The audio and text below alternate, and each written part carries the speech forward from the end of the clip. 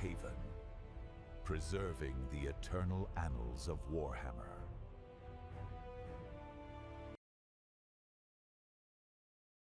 The stars were dying, one by one, their light extinguished as though the galaxy itself wished to close its eyes and sleep.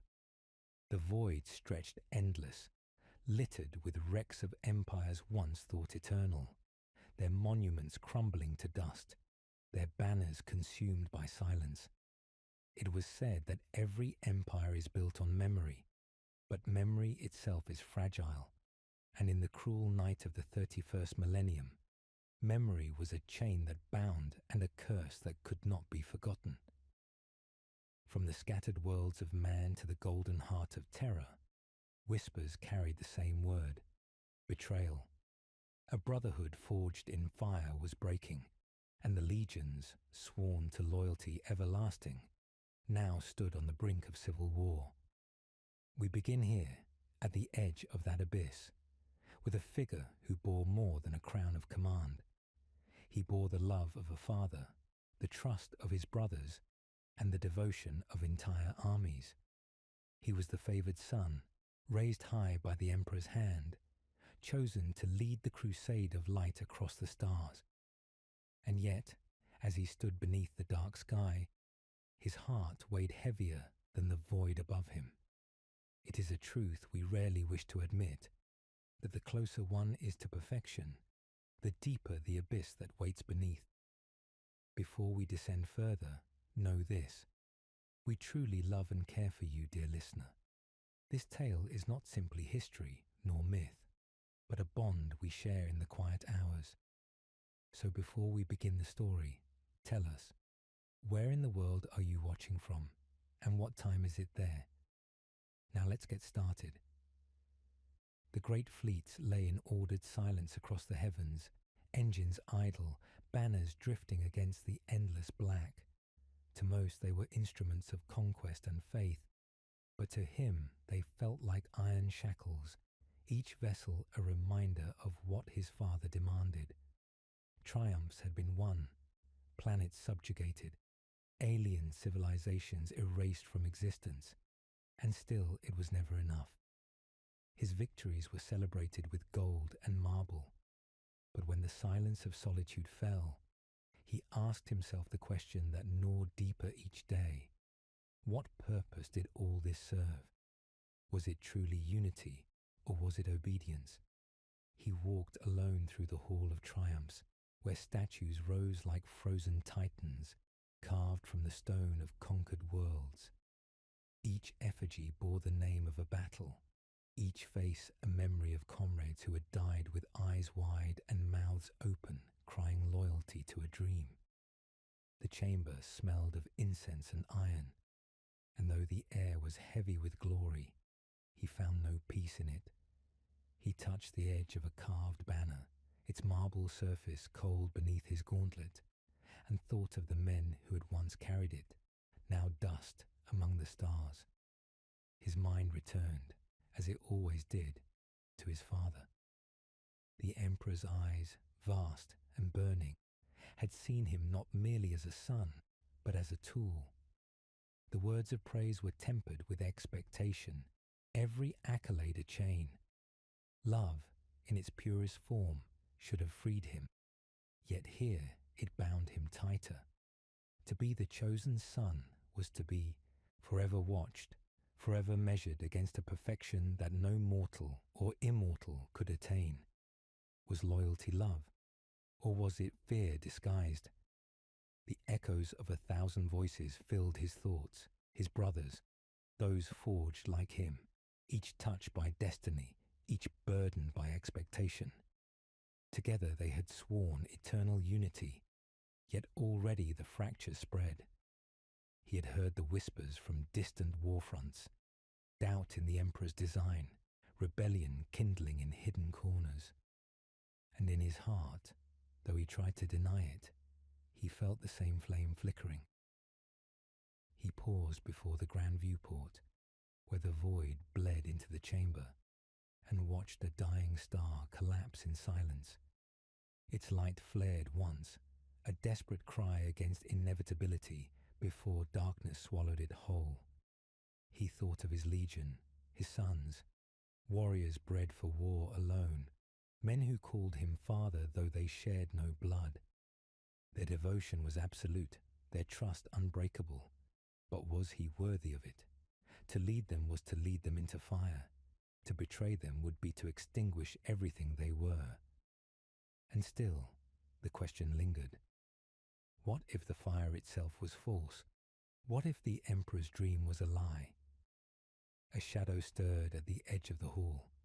One of his captains, armoured in crimson and iron, bowed low before speaking. "My lord, the council awaits. The fleet is ready. All that remains is your command." He nodded, his face unreadable, though within him the storm raged. He dismissed the captain with a word, and when silence returned, he leaned against the cold stone and closed his eyes. In that darkness he felt it again, the pull, the whisper. It was not merely doubt. It was something vast, something older than the Imperium, threading itself through the fabric of his soul. Some nights he feared it, some nights he welcomed it. He thought of the brother who had laughed beside him in battle, now distant and distrustful. He thought of the brother who had once sworn loyalty with tears in his eyes, now silent in his replies. And he thought of the one who would one day face him in fire and fury, not as a sibling, but as an enemy. Love turned to suspicion. Unity turned to rivalry. What bond could endure such strain? He opened his eyes, and the galaxy stretched before him, cold and endless. Once he had believed in the promise of eternity, in the dream of a united mankind. Now he saw only chains, forged of loyalty and blood. He was immortal in flesh, but not in peace. Immortality meant watching faith decay, watching love wither, watching every oath corrode with time. He descended the steps of the hall, each footfall echoing like the toll of a funeral bell. His armour gleamed with the reflection of dying stars, a monument of gold that could not hide the shadows within. Servitors and soldiers bowed as he passed, their eyes filled with devotion he could no longer accept. He heard their voices, "My lord, our father, our chosen," and each word cut deeper than a blade. When he reached the chamber of command, the banners hung silent, the air tense with expectation. His lieutenants rose as he entered, their faces proud, their loyalty absolute. Yet behind their eyes, he thought he saw it. The same questions, the same cracks, the same shadows creeping in. Perhaps they too wondered whether their oaths were chains. Perhaps they too would one day betray. He sat upon the high seat, his hand tightening upon the armrest as though to crush the stone. "Prepare the legions," he said at last, his voice calm, yet every syllable trembled with unspoken conflict. "Tomorrow, we march." The words echoed through the chamber, and the officers bowed in unison. Triumph gleamed in their eyes, but within him there was no triumph, only silence, only the knowledge that tomorrow's march was not toward glory, but toward the abyss. And so he sat alone, long after the chamber emptied, watching the void beyond the glass. The stars burned faint, the galaxies distant, the silence eternal. He whispered to himself words no ear would ever hear. "Am I my father's son, or am I his shadow?" The dying star flared once more, then vanished. The light was gone, and the dark remained, exactly as it always would. The council chamber was a cathedral of iron and fire, its high arches lined with banners taken from conquered worlds, each one a relic of submission. The air was thick with incense and the distant hum of reactors, but beneath it all lay the sharper scent of tension, a silence broken only by the shifting of armoured forms. His lieutenants stood before him in disciplined ranks, eyes steady, hands folded behind backs, their faces carved by duty and war. Yet though they bowed, though they swore obedience with every gesture, he felt the subtle tremors of something unspoken, a hesitation that did not belong in soldiers bred for loyalty. They spoke of campaigns yet to come, of worlds that resisted, and of alien remnants still scattered across the stars. Words filled the hall like the clamour of blades, strategies clashing, arguments rising, but his mind drifted elsewhere. He watched them, each man and woman bound to him by oaths deeper than blood, and he wondered how long those bonds would hold.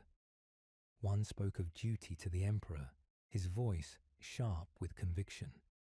Another countered, speaking of glory, of carving their own destiny in the void. Between their words lay the fracture line, invisible to them, but burning in his sight as clearly as the seam of a cracked blade. He silenced them with a single gesture, and the chamber fell into uneasy stillness. His eyes swept over them, and though his lips did not move, his heart whispered a truth that chilled him. Not all who stood before him would remain. Some would falter, some would betray, and some, perhaps, would follow him into a darkness from which there was no return. After the council dispersed, he lingered, the chamber empty, but for the shadows. He let the silence wash over him, and in that silence he remembered the laughter of his brothers when victory had been simple and loyalty unquestioned. The moment when they had stood shoulder to shoulder, united beneath the emperor's gaze, swearing they would never break. Those memories now felt like a dream half remembered, fading even as he reached for them. He turned as footsteps echoed softly from the archway. One of his oldest companions approached, a captain who had fought at his side since the first days of conquest. The man's armour bore the scars of countless battles, his face lined with the weight of service.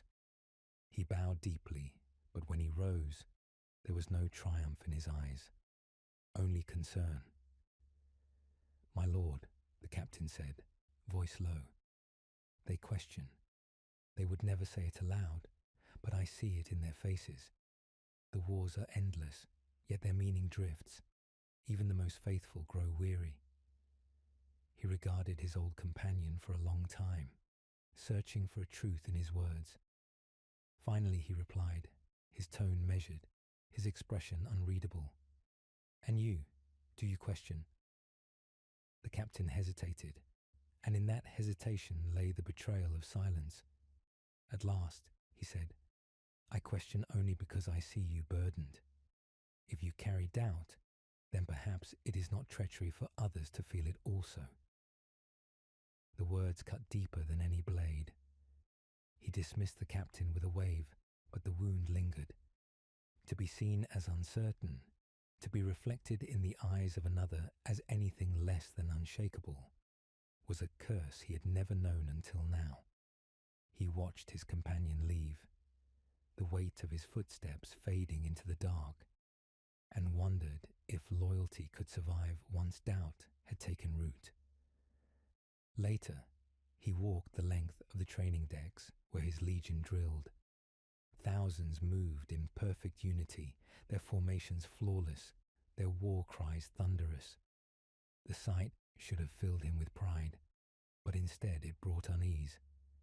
He looked upon their faces, young, unscarred, eyes burning with devotion, and felt the sting of shame. They did not know what he knew. They could not see the cracks in the dream. To them, the Emperor's vision was flawless, the crusade eternal, their master incorruptible. If they saw the questions behind his eyes, would their faith shatter? He stood among them, silent, as the drills thundered on, each strike of blade and shield echoing like a drumbeat of inevitability. And though they cheered his presence, though their voices rose in unison to honour his name, he felt himself apart, a shadow among the faithful. He wondered if they would still cheer when the day came that he chose against the throne that had birthed them all. That night, he found himself unable to sleep. The chamber he kept was lit only by the faint glow of starlight filtering through the viewport. He sat upon the edge of his bed, armor stripped away, garments plain, his hands bare. He pressed his palms together as though in prayer, but no words came.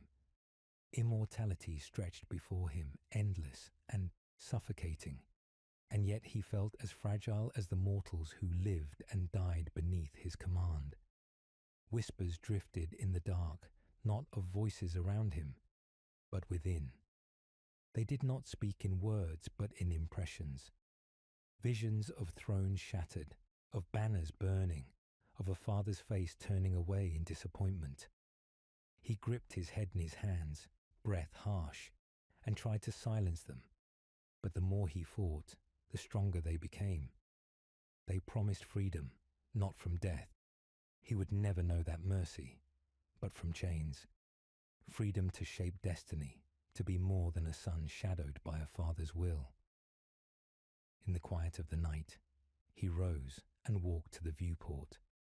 The stars stretched endless, cold and bright, but one burned brighter than the rest, flaring with violent light. He watched it pulse, and in its glow, he thought he saw an omen. Perhaps the galaxy itself was tearing, preparing to mirror the fracture in his soul. Dawn, if such a thing could exist in the void, came with orders. The fleet stirred, banners unfurled, engines roared to life. His legion awaited him, armoured ranks gleaming, voices raised in chants of devotion. He walked among them, his expression stern, his presence a pillar of unbreakable resolve. They would never see the storm within. To them, he was certainty incarnate. To him, they were the weight of expectation crushing him deeper each day. He raised his hand, and the chanting ceased. His voice rang out steady and commanding, carrying across the ranks. He spoke of loyalty, of victory, of duty to the emperor. Each word struck like a hammer, each promise sealed with conviction. And yet, as he spoke, he felt the hollowness behind the words. He was not lying, not yet, but he knew the day would come when every vow he uttered would be betrayal in disguise. As the fleet prepared to sail once more into the void, he lingered at the edge of the command deck. His captains awaited orders, their eyes filled with trust. He gave the commands, his voice firm, but his heart whispered another truth. Each step they took, each world they conquered, drew them closer to the moment when brother would turn against brother. He stood there long after the banners lowered, long after the engines thundered, staring into the darkness beyond. The void answered with silence, and in that silence he felt both dread and longing. The question rose once more, inescapable, gnawing at him as it had from the first. Was he leading his legion to glory, or was he guiding them into the abyss? The silence offered no answer, only the steady beat of the engines, carrying them forward into a future already written in shadow. The fleet sailed through the void like a procession of silent tombs, each vessel carrying the weight of 1,000 unspoken doubts. Beyond the hulls, stars burned cold and distant, their light indifferent to the wars of men and demigods. Within, the legion trained, prayed, and sharpened blades in anticipation of victories yet to be claimed. But for him, the days blurred into a restless haze. Triumphs rang hollow, orders felt like echoes, and the silence of his chamber gnawed at him more fiercely than any battlefield wound. It was in that silence that memories returned, unbidden, as though summoned from the deep corridors of his mind. He saw again the brother who had walked beside him in earlier years, a man whose laughter had once made the halls of war echo with warmth. That brother's counsel had been clear, his loyalty unshaken, his presence alight against the cold expanse of duty. But now, distance lay between them. Letters had grown formal, voices had grown measured, and meetings carried the stiffness of diplomacy rather than the ease of kinship. Time, or perhaps design, had driven them apart. He wondered who had first turned away. When the summons came from his mentor, he went at once, though his heart carried unease. The old warrior had been at his side since the earliest conquests, a man forged in fire before the legions themselves had taken shape. He found him seated in the war room, a place lined with relics, each one a fragment of history, each one a reminder of the blood that had paved the road to empire. The man's eyes were tired but sharp, his hands clasped as though holding together the frayed strands of fate itself. "You've changed," the mentor said, voice low, steady. "You do not speak as once you did. The flame in your words is dimmed. Even the young see it, and they look to me for answers I cannot give." He did not answer at first, his gaze fixed on a cracked map of the galaxy etched into the wall, its borders shifting with every conquest. Finally he said, "Perhaps the flame was never mine. Perhaps it was lit by another's hand, and I am only its keeper." The old man leaned forward, eyes narrowing. "Doubt is poison, my lord. I have seen commanders undone by less. Hold fast to the Emperor's will, or you will lose not only yourself, but all who follow you." The words struck deep, but instead of extinguishing his doubts, they sharpened them. The Emperor's will. Was that all he was? A vessel for another's will? He dismissed his mentor with courteous words, but when he left the chamber, his heart was heavier. Later, he walked the quiet corridors of the flagship, where the flicker of lumen lamps cast long shadows against the steel. He came upon another figure waiting in the gloom, his confidant, one who had always stood closer to him than the others, a man whose counsel was not burdened by age, but sharpened by ambition. The confidant bowed, but there was no humility in the gesture, only calculation. "They whisper," the man said, "not against you, but against the Emperor. They wonder if his dream is not too heavy, too flawed, and they look to you. You could be more than his son. You could be something greater." The words hung in the air like a blade suspended above the heart. For a long moment, he said nothing, his face unreadable. But within, a storm broke. Was it betrayal to consider such thoughts, or was it truth long denied? He turned away, unwilling to let his confidant see the turmoil. But as he walked on, the words followed him, a shadow that lengthened with every step. The next day, he found himself drawn to the Hall of Statues, where effigies of his brothers stood in silent vigil. Each stone face was carved with precision, immortalized as heroes of the crusade. He walked among them, gazing at their frozen expressions, their pride, their certainty. He lingered before the statue of one brother in particular, the one he trusted most, the one whose faith had never faltered. How would he judge him if he turned away from the throne they had sworn to serve? Would he see him as a traitor, or as a soul finally unchained? His hand rested on the cold stone, and for a moment he imagined it was flesh, that the statue would turn and speak, offering guidance. But stone gives no counsel, and silence gives no absolution. He withdrew his hand and walked on, each step heavier than the last. That night, dreams claimed him. He stood in a vast plain of ash, the sky torn by storms of fire. Before him stretched two armies, both wearing the colors of his legion. They clashed with fury, brothers striking down brothers, their cries lost in the roar of destruction. He tried to stop them, his voice echoing across the wasteland, but they did not hear. At last, he saw himself on both sides, leading the charge and receiving the blow, betrayer and betrayed. He awoke drenched in sweat, his breath ragged, the vision lingering like smoke. Sleep abandoned him, so he rose and wandered the decks. In a quiet alcove, he encountered his rival, the one whose gaze always carried both respect and challenge. The rival inclined his head, but his words were sharp. Your silence breeds uncertainty.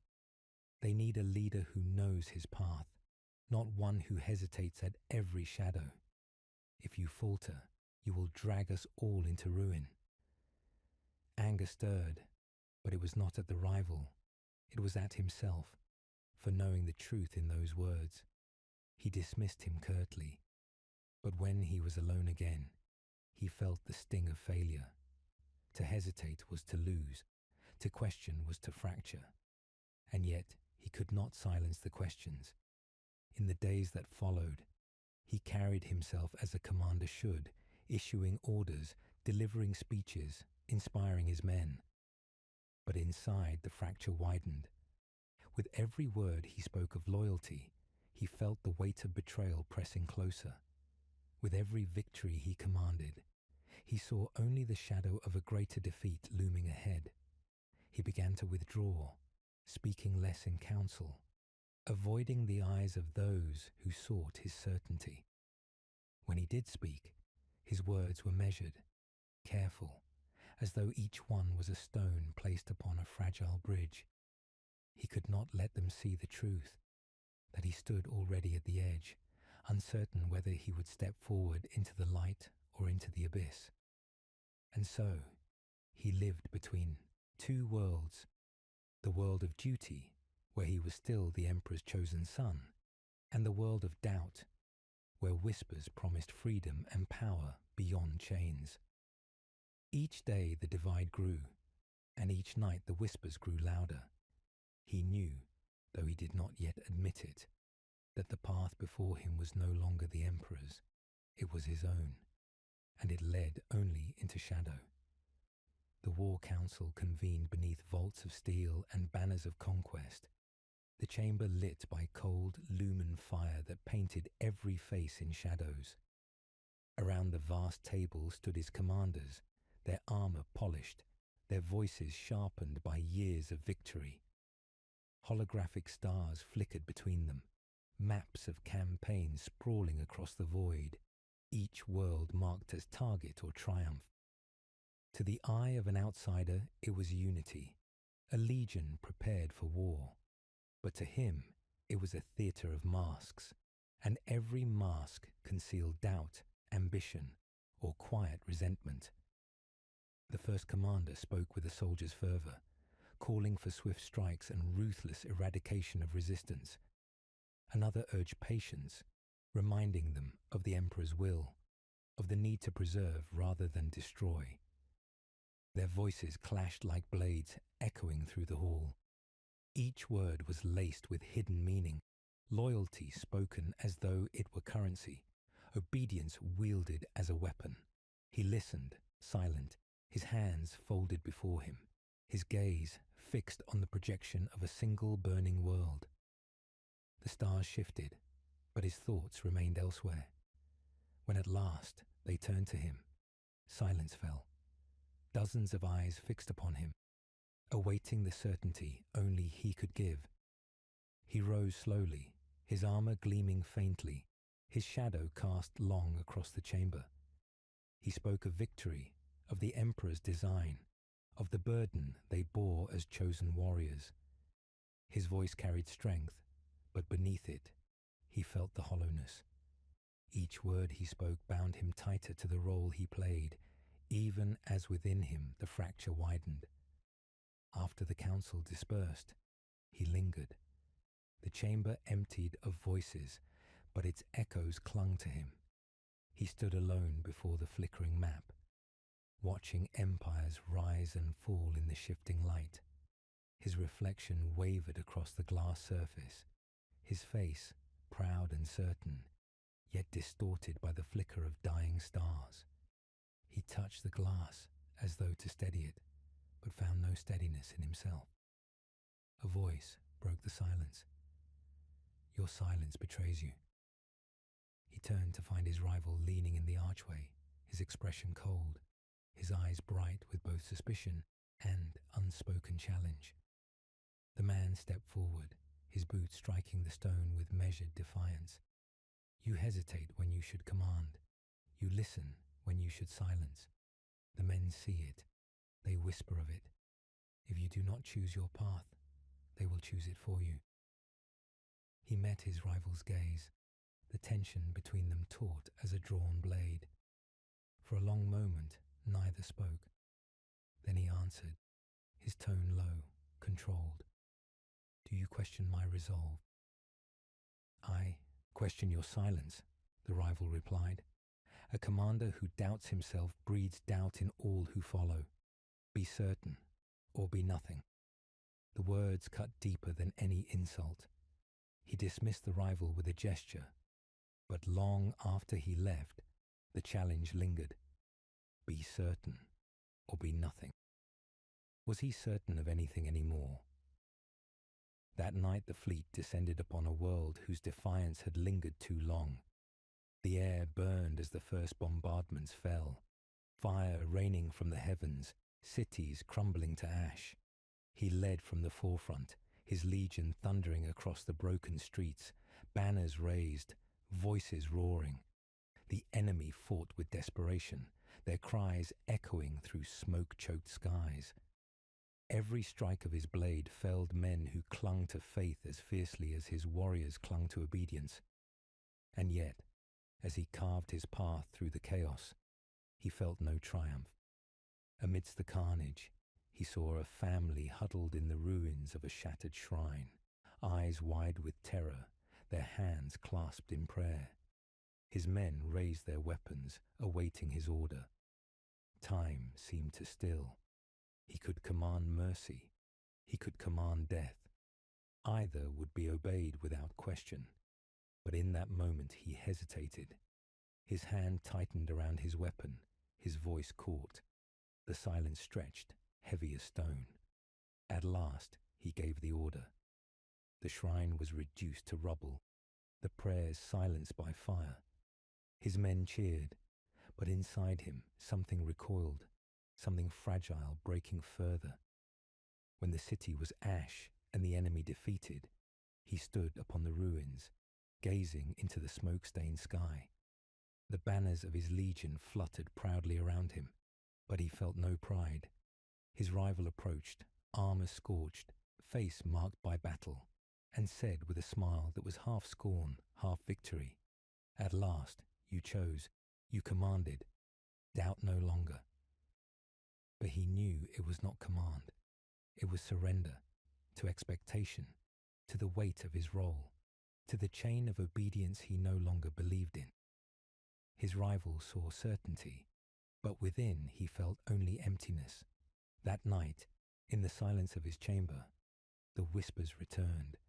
They came not as words, but as presence, vast and inexorable, threading through the fabric of his thoughts. They showed him visions, thrones crumbling, banners burning, a galaxy unshackled from a single will. They promised power beyond the emperor's reach, a freedom that could make him more than son, more than servant. He resisted, but the visions lingered, searing themselves into his soul. He rose and walked the deserted corridors, the echo of his steps following like ghosts. He found himself again before the hall of statues, his brothers carved in eternal stone. He stood beneath their unyielding gazes, feeling their judgment. He whispered into the silence, "If I turn, will you turn with me, or will you strike me down?" The statues gave no answer. Their stone eyes remained fixed, unblinking, eternal. In the days that followed, the warfront expanded. Victories were won, banners planted, oaths sworn. To his men, it was triumph upon triumph. To him, it was hollowness upon hollowness. Each conquest was another weight upon his soul, another fracture widening in the bond between what he was and what he wished to be. The legion praised him, the emperor's emissaries lauded him, but he felt only the silence, and within that silence the whispers grew louder. He could not deny it any more. The war was not only against the enemies of the Imperium. It was within himself, a battle between loyalty and freedom, obedience and defiance. The chains of duty pulled him one way, the promise of shadow pulled him another. Each step he took, each order he gave, brought him closer to the edge. And though he did not yet speak it, though he did not yet admit it, he knew the day would come when his silence would break and the galaxy itself would tremble. The fires of conquest still clung to the air, drifting smoke trailing behind the fleet as it pulled away from the ruined world. To his warriors, the victory was glorious, another chapter in their endless saga, another stone laid upon the road of empire. They sang in the mess halls, raised cups in honor of the emperor and their primarch, and told tales of valor with voices bright with pride. But he could not share their joy. He withdrew to the silence of his chamber, the laughter and celebration fading into echoes. Alone, he sat beneath the glow of the stars, staring at the void as though it might offer an answer. It did not. He thought of the family in the shrine, of the hesitation that had bound his voice, of the ruin that had followed when he finally spoke. The image lingered, gnawing at him like a wound that would not heal. For all his power, for all his command, he had been unable to act from his own heart. He had obeyed the role thrust upon him, had drowned mercy in fire, and though the galaxy would call it victory, he knew it for what it was. Defeat, not of armies, but of the self. The door to his chamber opened without announcement. It was his confidant, the one who had spoken before of whispers and doubts, of greater destinies hidden behind the veil of loyalty. The man bowed, but did not wait for leave to speak. You saw it, didn't you? In their faces, in the way they clung to faith even as the fire consumed them. You saw that faith has power, a power the Emperor twists to bind us all. He turned away, unwilling to give voice to the truth that stirred in him. But the confidant pressed on, stepping closer, his voice lowering to an urgent whisper. They love you more than they love him. They would follow you further than they ever followed his command. And yet you silence yourself. You drown in chains forged from his shadow. Why? The question lingered in the air, sharp as a blade.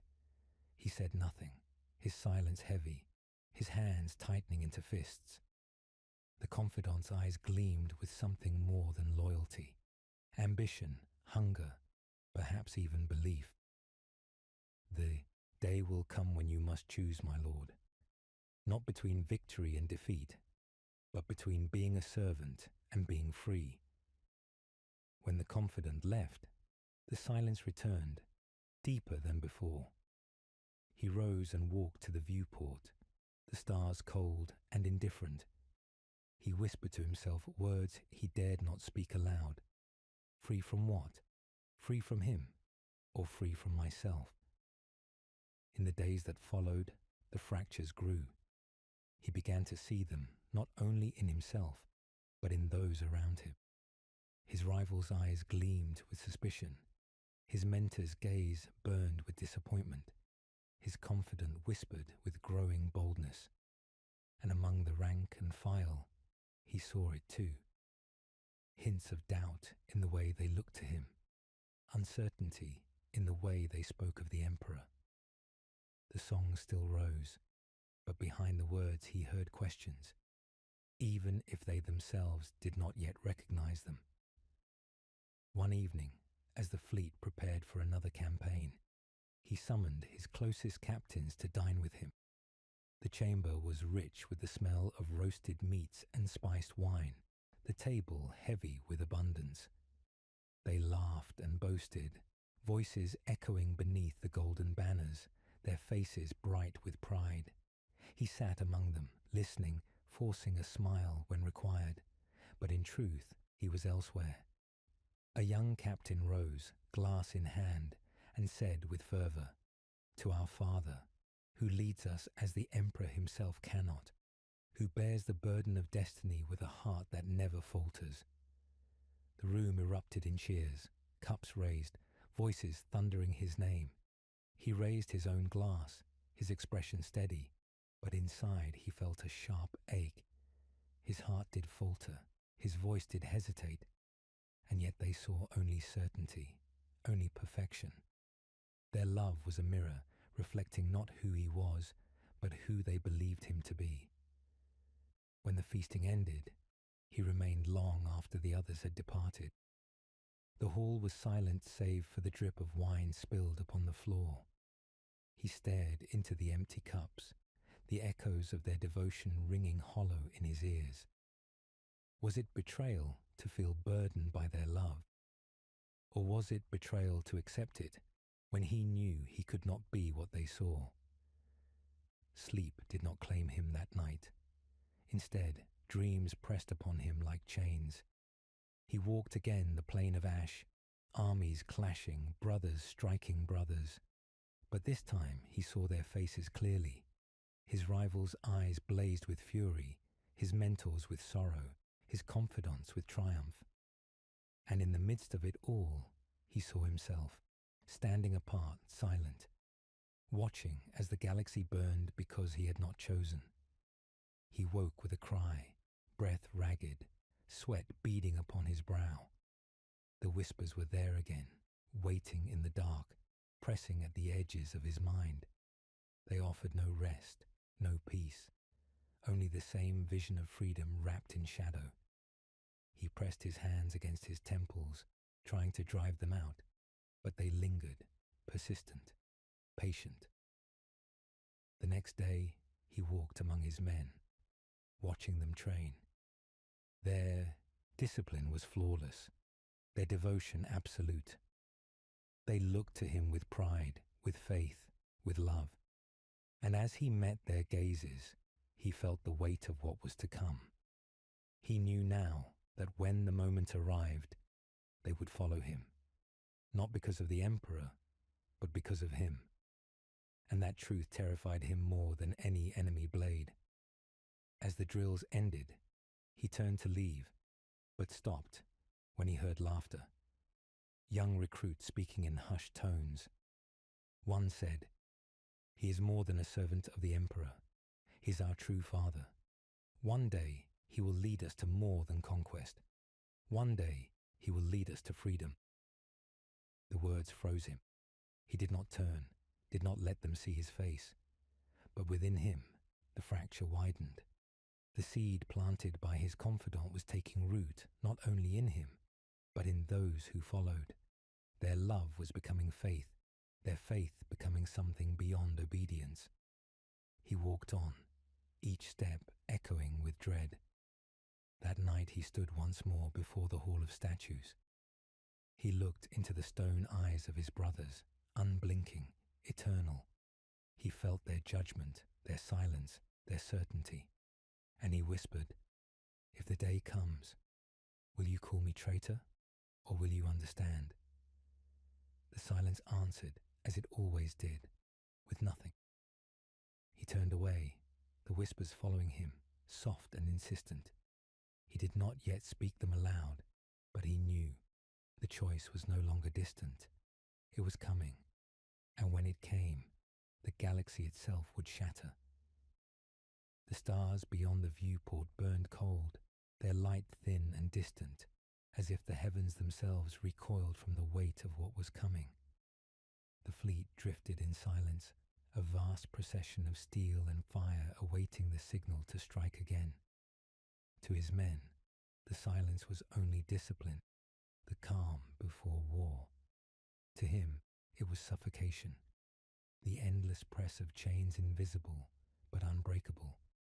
He stood alone in the chamber of command, his gauntleted hand resting upon the edge of the great table, watching the stars shift and pulse in the hololithic display. The maps spoke of conquest, of duty, of order. His heart whispered only of fracture. The voices had grown stronger, not the voices of men, those he could silence with a word, a glance, a command, but the whispers that pressed in from the edges of thought, subtle and insistent. They came when he closed his eyes, when sleep dared approach, when the silence was too deep to bear. They carried no names, yet they knew his doubts. They spoke of freedom, of power, of destiny unshackled. They promised him what his father never could, to be more than sun, more than tool, more than shadow. He resisted, yet each night their murmur wove deeper into him. When dawn came, he summoned his captains. They gathered in the war room, armoured and resolute, their faces grim with expectation. The hololithic display cast pale light across their features, making them appear as statues carved from cold stone. He listened as they argued, one demanding swift assaults to please the emperor, another urging restraint to preserve strength, a third speaking of the need for glory above obedience. Their words clashed like steel, and he let them, watching, silent. At last, he raised his hand, and the chamber fell still. His voice was steady, measured, every syllable honed like a blade. We march as commanded. The Emperor's will guides us. Unity is our strength. They bowed, their doubts buried beneath obedience, but he saw it still. In the flicker of eyes, in the hesitation of breath, they too were fraying, though they did not yet know it. After the council, his confidant sought him in private. The man's voice was low, urgent, his eyes alight with the fire of ambition. You give them words, but not truth. They see your silence, they feel your hesitation. They would follow you if you spoke it. They would abandon him if you commanded it. Why do you cling to chains that were never yours? He turned away, unwilling to answer. But his confidant pressed closer, his voice a whisper now, sharp as a knife. Every chain breaks, every empire falls. The question is whether you will be the hand that breaks them, or the one broken when they shatter. He dismissed him, but the words clung like ash. He walked the corridors of the flagship, the steel walls pressing close, the hum of engines like a heartbeat too heavy to bear. Everywhere he looked, he saw devotion in the eyes of his warriors, devotion not to the emperor, but to him. It should have been strength. Instead, it was a burden that bent his shoulders. That night, he sought counsel from his mentor once more. The old warrior listened in silence as he spoke of doubt, of burden, of whispers he could not silence. At last, the man placed a hand upon his shoulder, his eyes grave.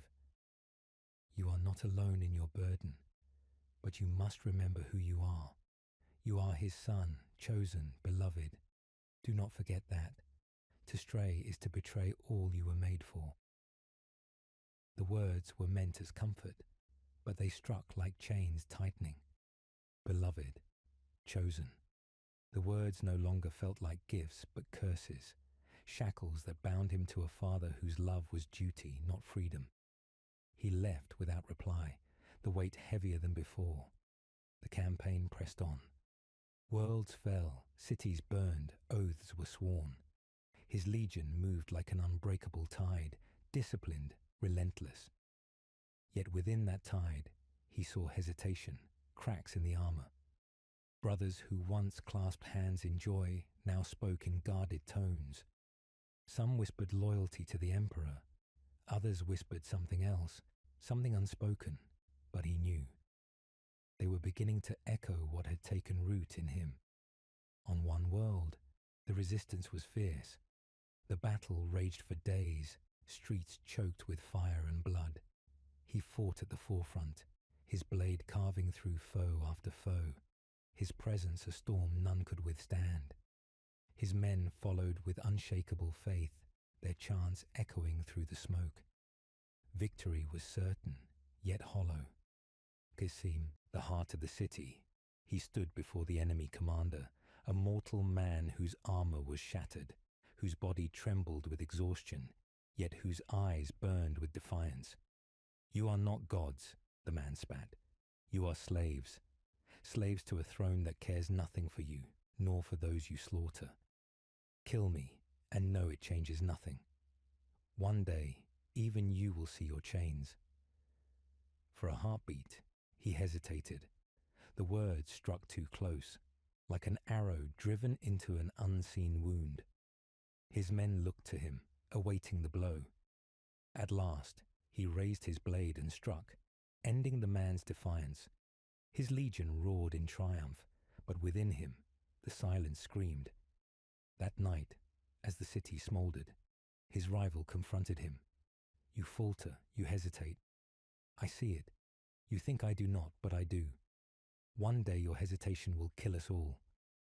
He met his rival's gaze, fury and grief colliding in his heart.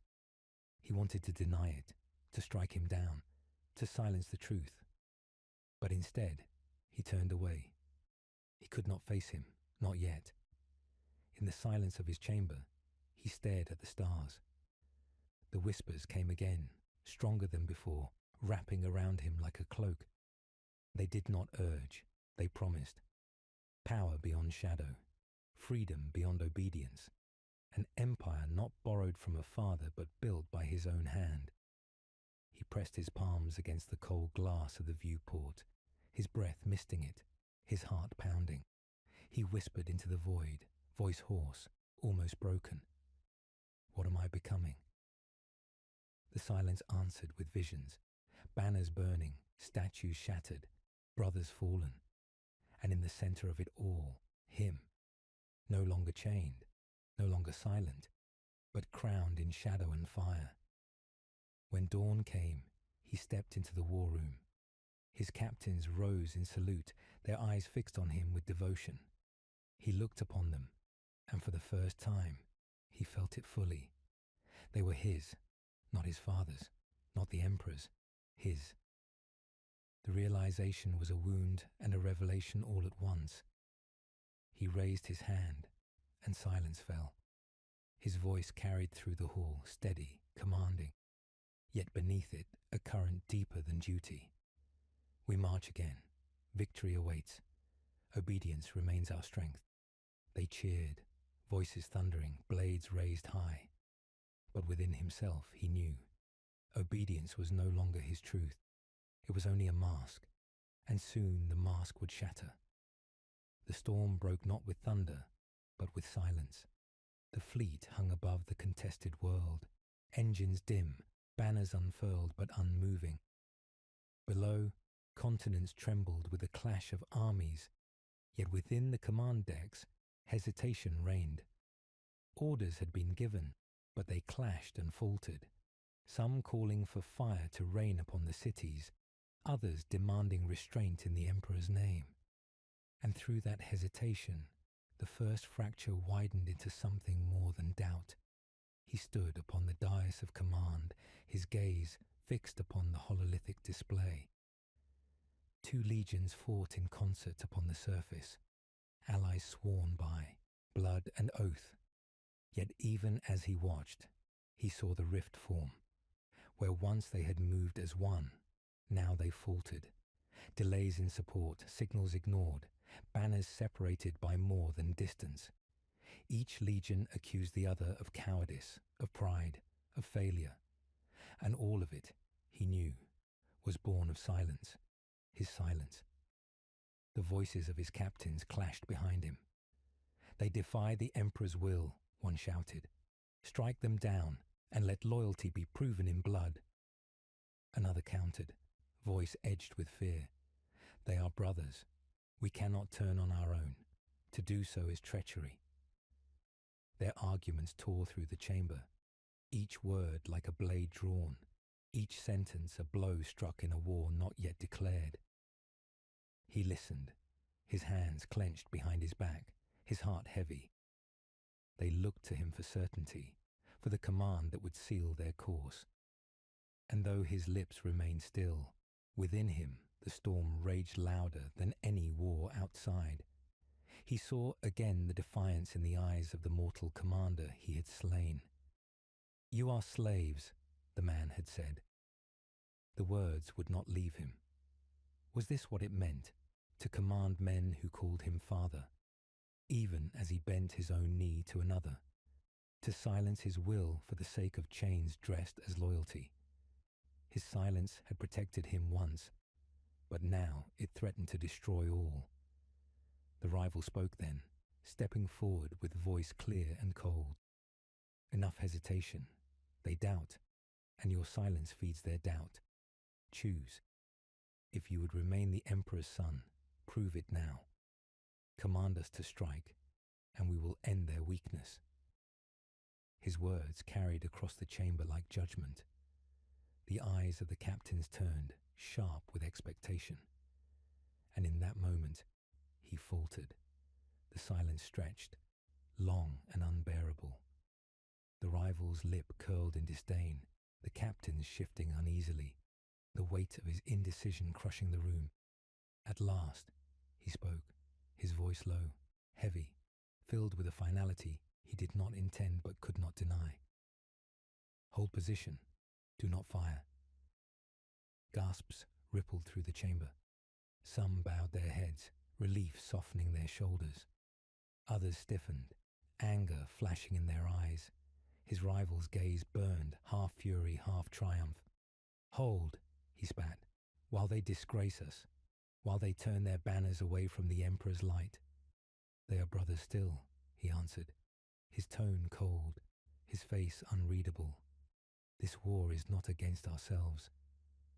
But already he knew the truth. By sparing them, he had chosen. Not loyalty, not rebellion, but something in between. A fracture that could not be mended. On the surface, the battle twisted into chaos. Without his command, the legions fought apart, one advancing, the other withdrawing, each convinced of betrayal. What began as hesitation became blood. His silence, his single word, "hold," had unleashed a war between brothers. He watched from above, his face a mask of command, but within him, the abyss yawned wide. Later, he walked the corridors of the flagship, the murmurs of his men rising like smoke.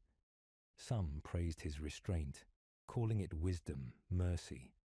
Others cursed it, calling it weakness, betrayal of duty. He heard them all, every word cutting deeper than steel. And in their divided voices, he heard the truth. Unity was gone. The bonds of brotherhood, once unbreakable, now cracked beyond repair. His confidant found him there, in the half-light of the corridor, a shadow among shadows.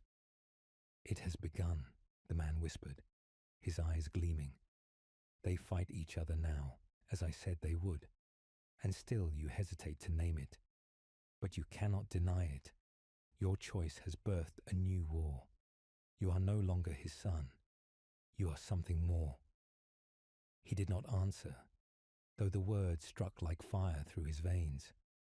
He walked on, the whispers following, louder now, no longer faint, but insistent. They wove through his thoughts, wrapping around his doubts, transforming hesitation into inevitability. That night, the dream came again. The plain of ash, the armies clashing. But now, the vision was sharper. He saw his brothers clearly, their faces twisted by rage, by grief, by betrayal. He saw his own legion tearing into theirs, the banners of unity trampled beneath iron boots. And in the center, he stood, silent no longer, his blade raised high as his voice thundered commands, not in the Emperor's name, but in his own. The armies followed, not because they must, but because they chose. He woke with the echo of their cries ringing in his ears, half triumph, half damnation.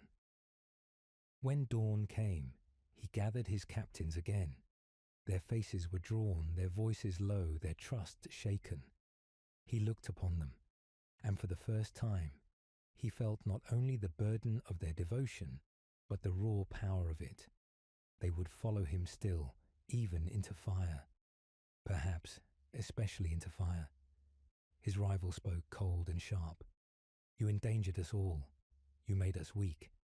If you will not command with strength, then you are unfit to command at all. The chamber tensed. Hands drifted toward weapons, eyes narrowed. For a heartbeat, the silence was a knife poised above them all. He rose, his shadow stretching long, his voice cutting through the tension like a blade. I will command, and you will obey. We do not turn our weapons on brothers, not yet. The Emperor demands loyalty, and we will give it. But know this, if loyalty is broken, it will not be by my hand. His rival sneered, but said nothing. The captains bowed, some with conviction, others with doubt. The decision was made, though not spoken aloud. The fracture had widened into a wound that no words could close. When the council ended, he stood alone once more, his reflection staring back from the glass of the viewport. The stars burned cold, indifferent, eternal. He whispered into the silence, voice steady, almost resigned. The war has begun, though no one names it yet.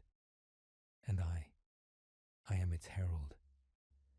The silence answered with nothing but the hum of engines, steady, inevitable. The path was set.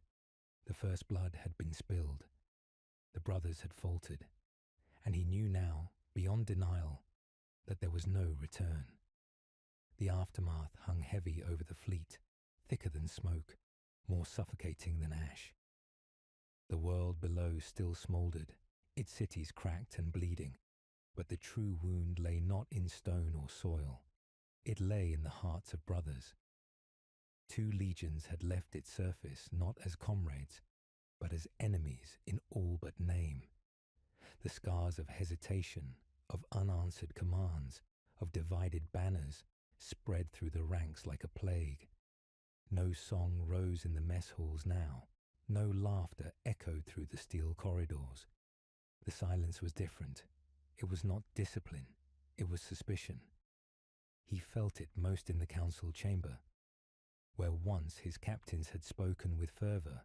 Now their voices were guarded, sharp. Every word weighed like a blade. The rival sat opposite him, eyes burning, lips pressed thin. His mentor sat in silence, sorrow heavy in his gaze, as though he had already seen what was to come, and could not bear to name it.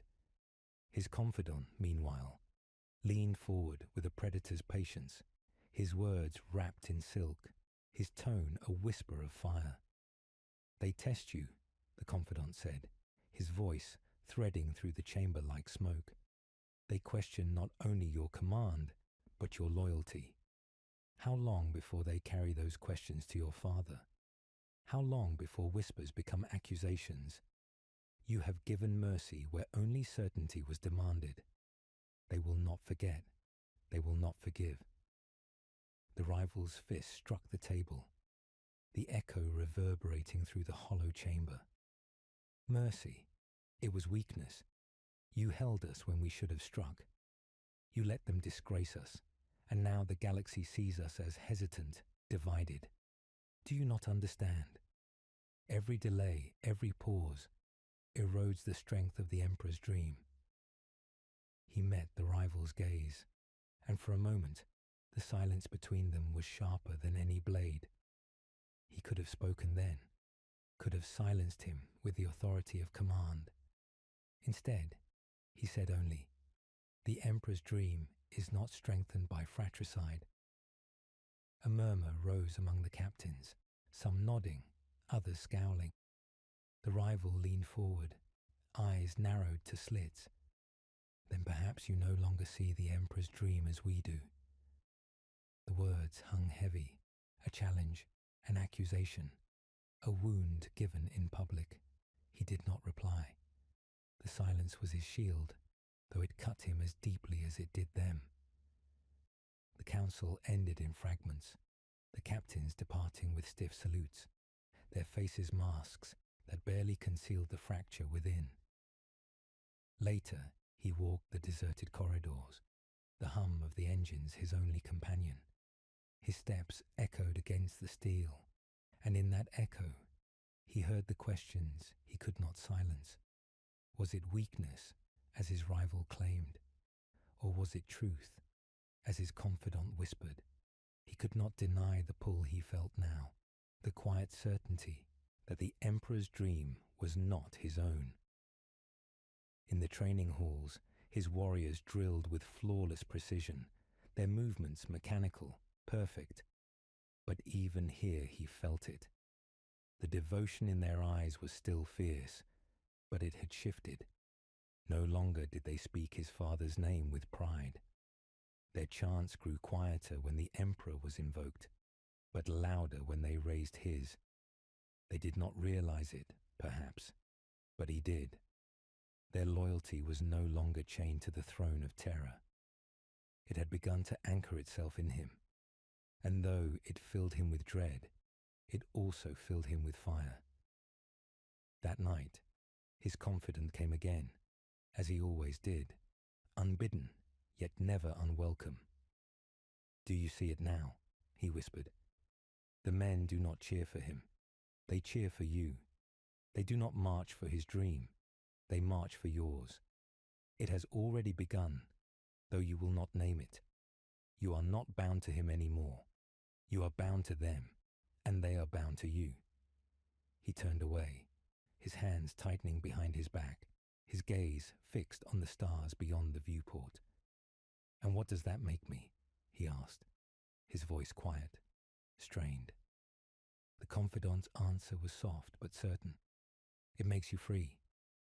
Sleep eluded him. Dreams pressed in, more vivid now, no longer visions of ash and fire, but of choice. In one, he knelt before the golden throne, a son forever shackled, his legion bound to chains of obedience. In another, he stood crowned in shadow, his legion kneeling to him alone, their voices thundering his name across burning skies. Both visions burned him, both hollowed him. Yet the second lingered longer, its fire refusing to fade. At dawn he summoned his mentor, seeking counsel as he once had in years of certainty. The old warrior arrived with weariness in his eyes, the weight of ages in his step. "You are torn," the mentor said without preamble. "I see it. We all see it. You carry the burden of choice, and it will destroy you if you do not face it." He lowered his gaze, voice low. "And if I face it? If the choice I make is not the one he commands?" The mentor's eyes darkened, his voice sharp with grief. "Then you are lost. Not only you, but all who follow you. Do not let pride or doubt unmake what love and loyalty have built. Remember who you are, his son, his chosen. Do not forget." He dismissed him, though sorrow weighed every step the old warrior took as he departed. Alone again, he whispered to the silence, his son, his chosen, or his betrayer. The question haunted him as the fleet prepared for war once more. Orders arrived from terror, commands written in gold and fire, the Emperor's will carried across the void. His rival read them with triumph, his confidant with disdain. The captains looked to him, waiting for his word.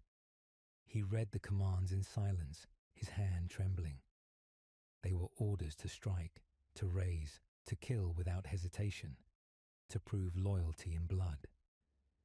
He lowered the tablet, his eyes sweeping across the waiting faces. "We will proceed," he said, his voice steady. "But remember, our war is not against ourselves." The rival's eyes burned with fury. The confidant's mouth curved into a thin smile. The captains saluted. but their eyes revealed their division. That night, as the engines roared and the fleet cut through the void, he stood alone upon the command deck. The stars stretched infinite, cold and unfeeling. He pressed his hand to the glass, whispering words meant for no ear but his own. I am not free, not yet, but the chains weaken. And in the silence, the whispers answered, not faint now, but strong, insistent, like a tide that could no longer be turned. The void outside the flagship stretched endless, a sea of black punctuated by cold stars, and yet within those stars he saw not light but judgment. Each one seemed to burn with silent accusation, as though the heavens themselves watched his hesitation with contempt. He had spoken of loyalty, of unity, of obedience, but the fractures widened still. And now one of his brothers had come to him, seeking not commands, but answers. They met in a chamber stripped of grandeur, far from the golden banners and towering statues of triumph. Here there was only stone and steel, a table between them, and the silence of men who had once sworn to die for one another. His brother's face was shadowed, but his eyes shone with the clarity of conviction, the kind that could not be swayed by silence or half-truths. You falter, the brother said, his voice low but sharp as drawn steel. I have seen it in the battles you command, in the words you refuse to speak. You hold us when you should strike, you spare when you should burn. Tell me, are you still our father's son, or has something else taken root in you? He did not answer at once. His hands rested on the table, fingers curled tight against the cold surface, his reflection wavering in the dull metal. At last he spoke, his voice heavy, as though dragged from a depth he did not wish to name. I am his son, but I am more than that, and it is that more which torments me. The brother leaned forward, eyes burning. Then cast it aside, silence it. Remember who you are. We are not free to choose ourselves. We were made for him, shaped for his purpose. To stray from that path is to betray not only him, but everything we are. He looked up then, meeting his brother's gaze, and for the first time his voice carried defiance.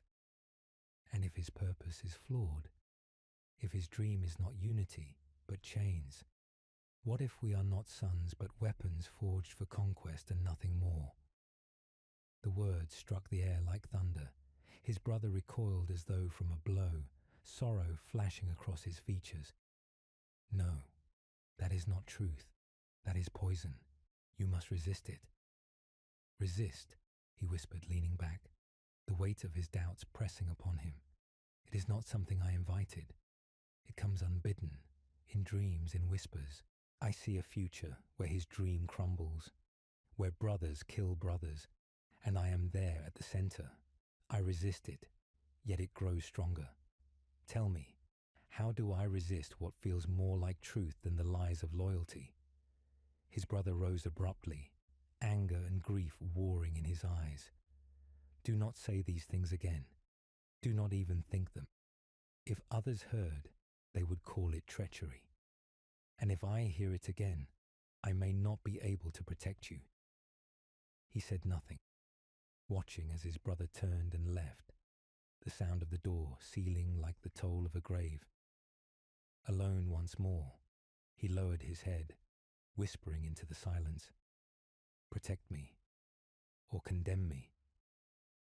In the days that followed, the tension grew unbearable. His rival prowled the corridors with open scorn. His confidant whispered with growing boldness. His mentor's eyes grew darker with sorrow. His men trained and marched as they always had, their devotion unwavering. But beneath their chants and salutes, he heard the shift. No longer did they cry the emperor's name with fervor. It was his name that carried them forward now, his shadow beneath which they stood unshaken. The thought filled him with dread, and with power. On the surface of the next world, the fracture became clear. Two forces, meant to fight as one, turned against each other in silence. Orders were delayed, reinforcements withheld. Each side claimed to serve the Emperor's will, but suspicion had already poisoned them. He rode at the forefront, his blade cutting through enemies who screamed their defiance, but his mind was elsewhere, watching as his own kind faltered in the smoke. Brothers once united now glared across the battlefield, their hesitation deadlier than any foe. At the heart of the city, as fire consumed its towers, he met his confidant again. The man's armor was scorched, his face smeared with blood, but his eyes gleamed with triumph. You see it now, don't you? It is no longer a question of if, it is when. They are already breaking. You can keep them silent, or you can speak the word that will give them purpose. Your purpose. He looked at him, breathing hard, the flames reflected in his eyes. And if that purpose is treachery? The confidant smiled faintly, leaning close. Then it is only treachery if you fail. If you succeed, it is destiny. That night he dreamt again, but it was not the plain of ash, nor the armies clashing in shadow. It was his father's face, vast and radiant, eyes like suns. The Emperor's voice filled the dream, neither kind nor cruel, but absolute. You are mine, it said. You are my son, my weapon, my will made flesh. You will not stray. He woke with a cry, the words burning in his ears, his chest heaving. Yet even as he trembled, another whisper came, softer, insidious, wrapping around the Emperor's command like shadow to flame. You are not his. You never were. You are your own. The war pressed on. Victories came, but they tasted of ash. His men obeyed, but their faith was no longer whole. His captains saluted, but their eyes betrayed division. And he felt himself standing on the edge, one foot chained to his father's throne, the other drawn toward a darkness vast and waiting. It was then that his rival confronted him openly, in the great hall where the banners of conquest hung heavy. Before the captains, before the eyes of all, the rival pointed his blade and spoke. You are no longer fit to lead. You hesitate, you falter, you question what should never be questioned. If you will not serve our father without doubt, then you are a danger to us all. Gasps rose, the hall trembling with the weight of his words. The captains looked between them, torn, uncertain. The rival's blade gleamed, half accusation, half challenge. He stepped forward slowly, his face calm, his voice steady. You would name me traitor? Then strike me now, and let all see where loyalty lies. The rival did not move. His eyes blazed with fury, but his blade trembled, caught between certainty and hesitation. At last, he lowered it, his voice sharp with venom. Not yet, but the day will come when your silence will damn us all. And when it does, I will be the one to end it. The hall dispersed in fragments, whispers following like smoke. He remained standing long after, his heart heavy, his path darker than ever. For he knew then that his rival was right. The silence could not last. The day was coming when he would have to choose, when hesitation would end, and the galaxy itself would bleed for his decision. And in the silence of the hall, he whispered to himself, when that day comes, will I betray him or myself? The galaxy burned, not in one place nor in one war, but everywhere at once, a slow, spreading fire creeping along the stars.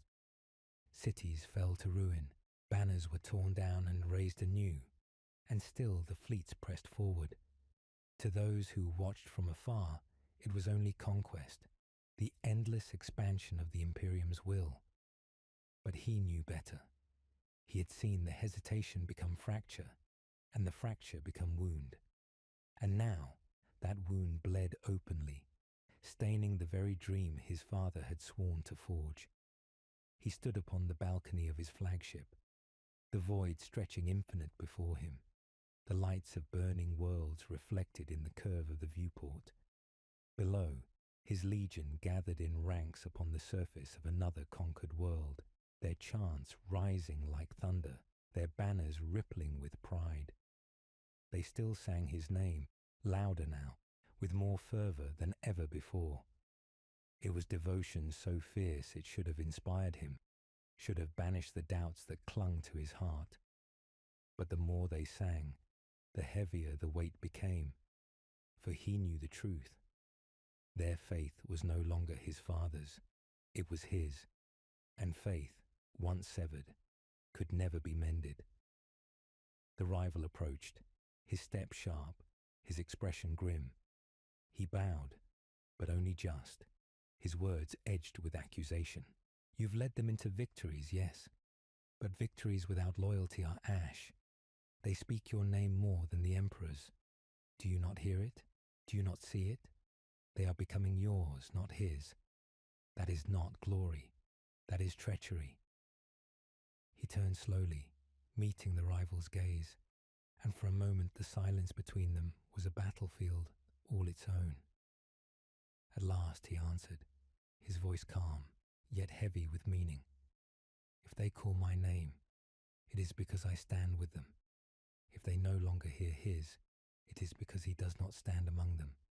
Tell me, is that treachery or truth? The rival's eyes blazed, his jaw tightening. Truth is not for us to name.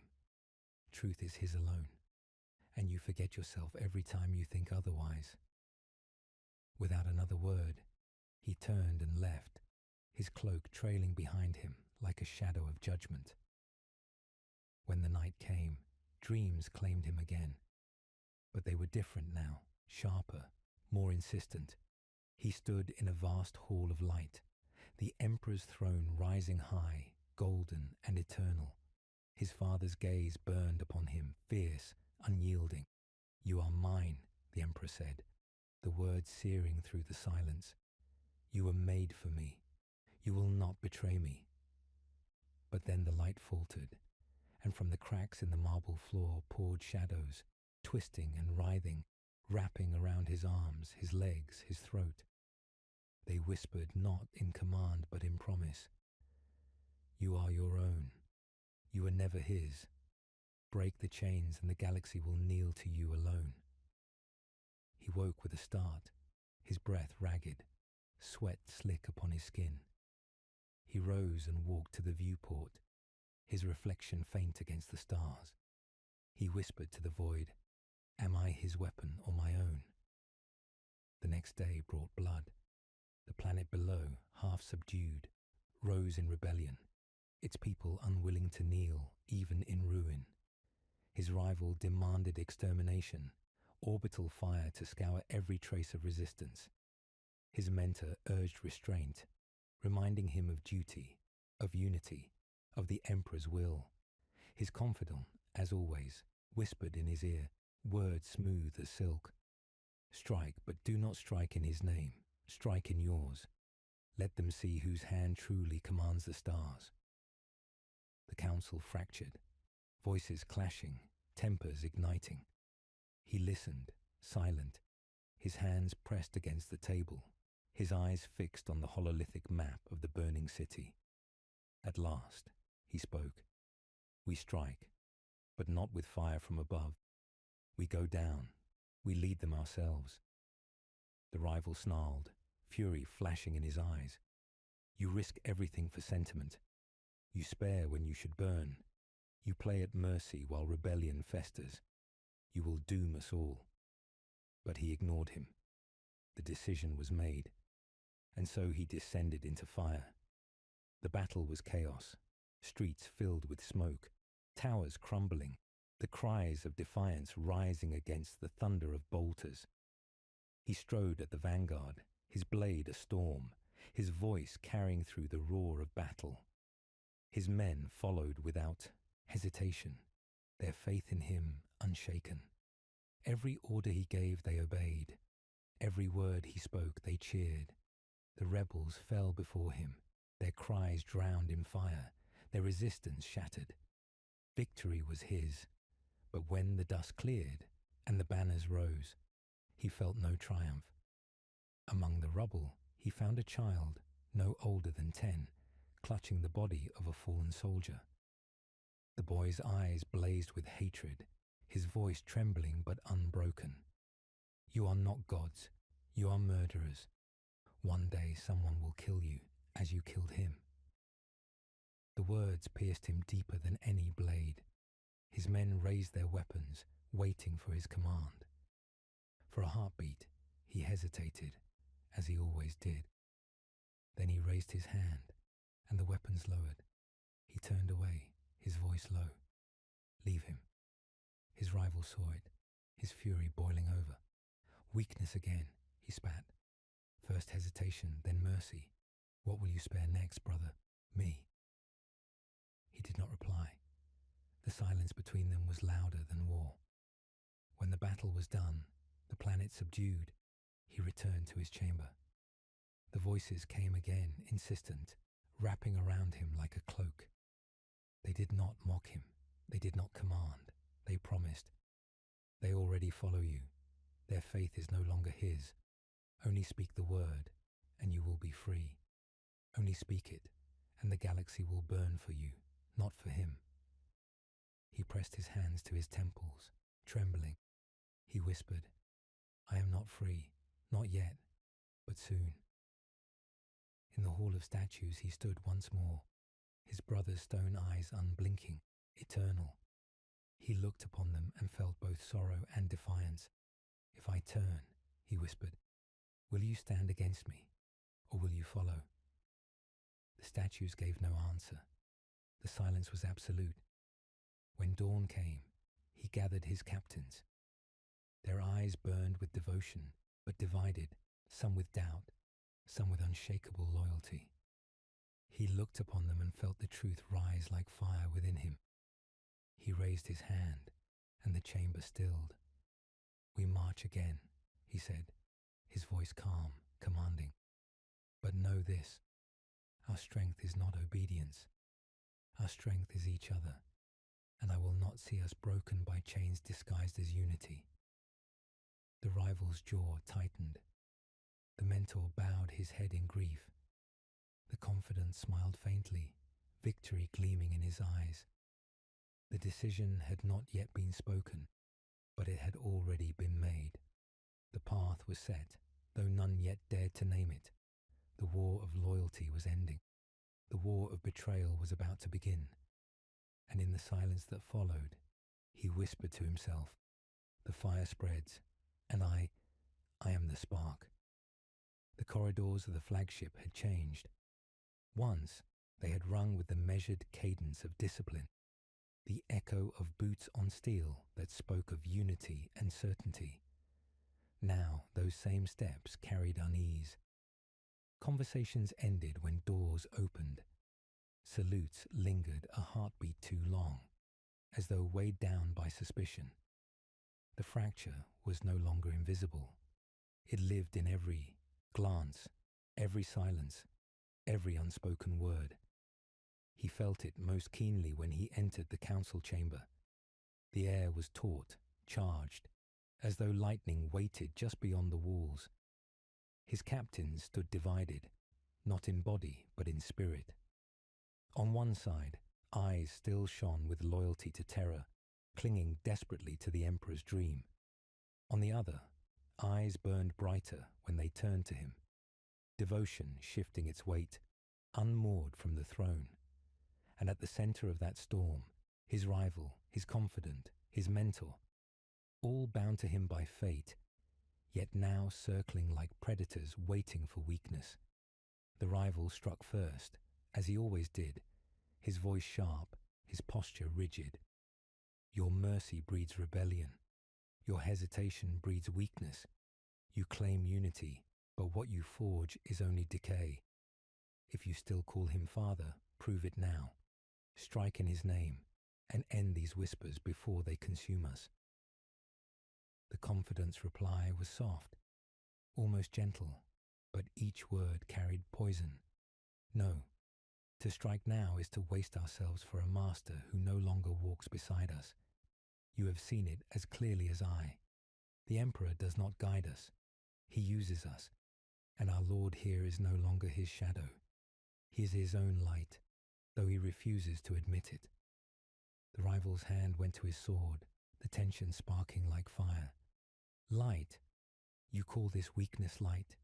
You would lead us into ruin, into treachery, into damnation. I will not follow. His mentor raised a hand, his voice heavy with sorrow. Enough.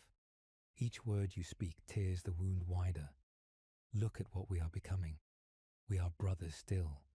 Do not let pride destroy us. He listened to them all, the storm circling, pressing in.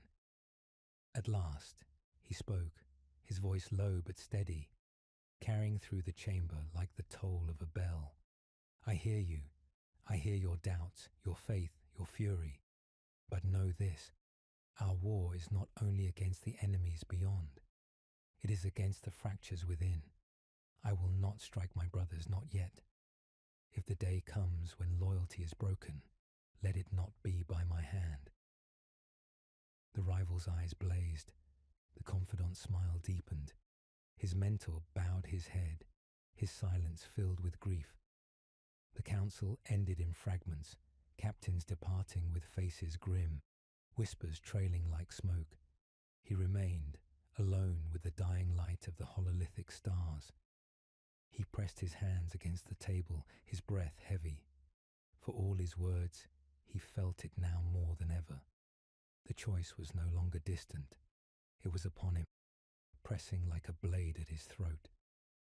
That night, he walked the darkened halls, seeking solitude, but it found him first. His confidant stepped from the shadows, his face half lit by the glow of lumen strips, his voice low and intimate. You cannot delay forever. Every day you hesitate, he tightens his grip. Every day you refuse to choose, they whisper louder. Do you not see? Your rival already plots to name you traitor. He will carry his words to terror if you do not silence him. He paused, his jaw tightening, his silence a storm held back. And if I silence him, what am I then? Brother, murderer, or something worse? The confidant's eyes gleamed, his tone coaxing, patient. If you strike him down, you will be free. Not from guilt, not from consequence, but from chains. They already follow you. They already believe. One act, one decision, and the galaxy is yours to shape. The words pressed deep, wrapping around his thoughts like chains of shadow masquerading as freedom. He turned away, unwilling to let his confidant see the tremor in his hands. Leave me, he said, his voice harsh. Leave me. Alone again, he stood before the viewport. The stars stretched infinite, cold and indifferent. He whispered to them, his voice breaking. If I choose, if I turn, will I damn them all, or will I save them from a lie? Sleep did not come. When he closed his eyes, visions assaulted him. His father's face, vast and unyielding, eyes burning with command.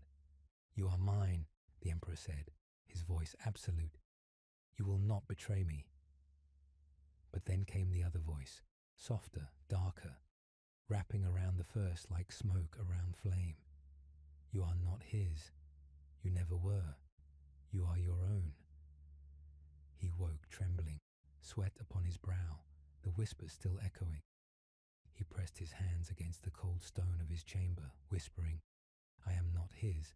I am not his. The following day the fracture widened again.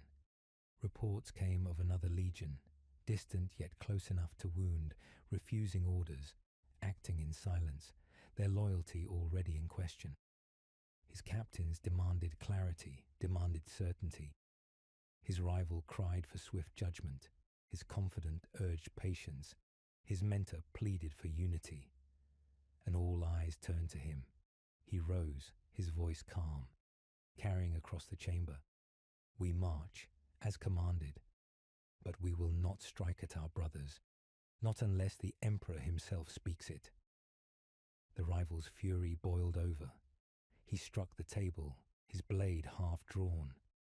Coward, you hide behind silence, behind half words, while the galaxy burns.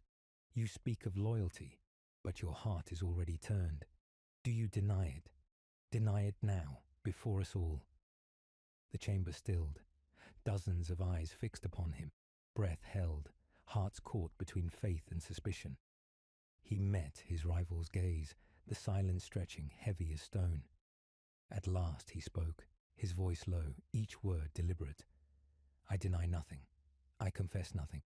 I am what I am, and if that is treachery, then so be it. Gasps filled the hall. His rival stepped forward, blade raised. But his confidant's voice cut through the tension, smooth, cold. Strike him, and you strike the Legion.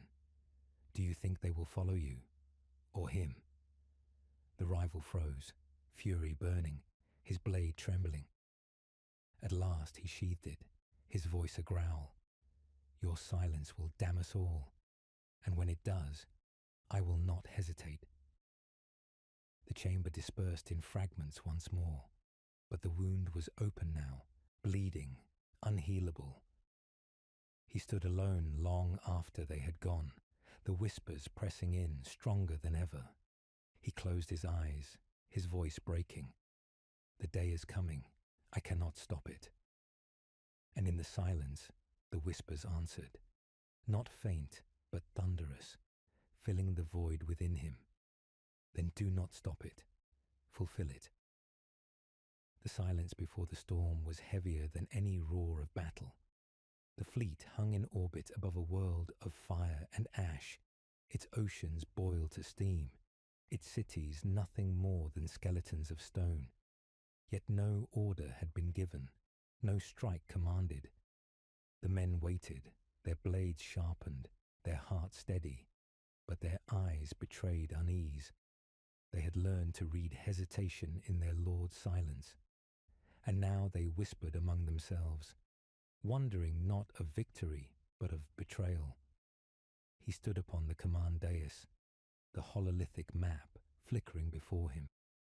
It showed legions in motion, banners drifting apart, allies turning into rivals.